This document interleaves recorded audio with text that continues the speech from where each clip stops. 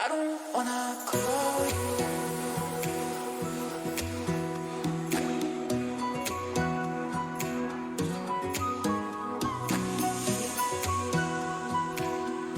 एक दफा का जिक्र है कि दरिया के I किनारे don't एक wanna call you.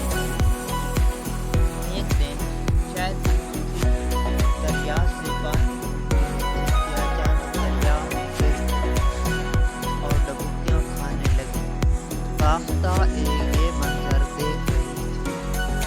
I don't रात wanna से ये call पता चला कि अब इस तरह पत्ते पर चढ़ गई और फाख्ता ने उसे बाहर निकाल दिया। कुछ दिन गुजरे तो एक शिकारी जादूगर वहां से उसकी नजर फाख्ता पर पड़ी। उसने फाख्ता का निशाना लेना शुरू कर दिया। चिमटी ये मंजर देख रही थी। मक्खी ने अचानक उसके पांव पर आकर काट दिया। तो I इस don't तरह wanna शिकारी call का